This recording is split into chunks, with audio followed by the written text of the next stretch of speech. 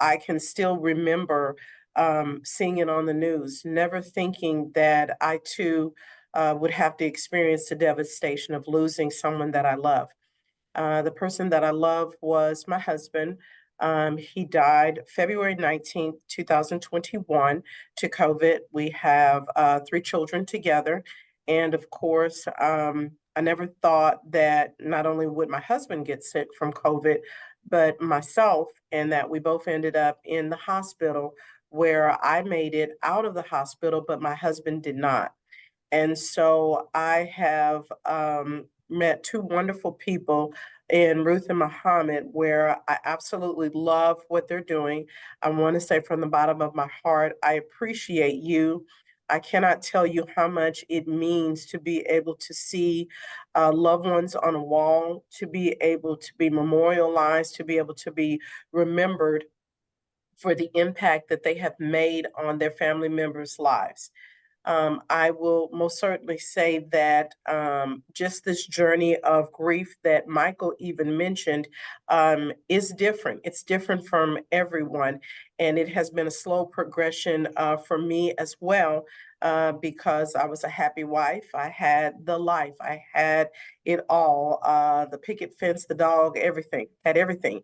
And so I never thought that I would be in this place of being a widow, being a single parent who ended up marrying what she thought and still believe was the perfect man for her. And so now I am making it my business, I guess you could say, to remind everyone that COVID was very real in our lives, and it is still very present. Yes, no one considered it a pandemic at this time, but it still has impact, not just us in the United States, but it most certainly has affected people worldwide. So we need to know the importance of remembering these people that blessed our lives. We have cards, we have memories that we can reflect on, but we still don't have anything that we can go forward with. I still am saddened by the fact that there are times when I remember that my husband and I used to also have arguments about who was going to hold the first grandbaby and how many minutes we were going to exchange holding a grandbaby. That's something that I will never have with him. I will never be able to see my daughter being able to be escorted down the aisle with her dad.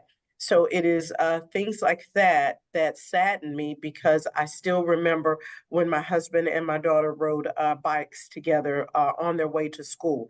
And when she didn't want to leave the bike at school, he would actually drop her off at school and carry the bike home while he rode his bike. Imagine that. And so it is things like that where he also had a mentorship program for young men, teaching young men how to make excellent choices because he was an educator, as am I. And for to know that those children that he taught in classrooms and all of the kids that not only he taught for the years that they were no longer in his classroom, but they were still on the campus, and the current ones he was teaching had to face the fact of having counselors come in to find out that their teacher had passed away from COVID. So there are people that were impacted greatly by my husband's death, as well as a lot of our family members were. But one of the things that I would just have to say that in my journey of grief, one of the things that I can now begin to look back, and I just wanted to share this piece, is when a friend of mine shared with me how much she missed us, meaning my husband and I, because she felt that we were mentors for her husband. And she just said, I don't want to take you to a dark place where you just grieve and you just can't get out of the bed and you just can't move anymore. And I had to tell her, I'm not there anymore. I'm at a different stage in my life, which is such a blessing because now I can reflect back on the time that I had with my husband, and I can actually say how blessed I was to have that memory, how blessed I am where I can look back and I can say, I thank God that he was part of my life. I thank God that he's a father to my children. And I thank God that that's a chapter in my life that was beautiful. And I'm so, so grateful for it. Am I grateful that he's not here? I'm not. but I am using the time frame that he's not here to be a blessing to others. And so through this journey, I hope that we will be reminded that there are still people that are out there that are hurting and that miss their loved ones. And that is so important, that we don't forget that those numbers, they are numbers as part of data, but behind those numbers are people. There are people who were loved and who were cherished, and we don't want to forgive them. So again, thank you, Muhammad and Ruth, for COVID Wall of Memories and making sure that these people are not forgotten. Thank you.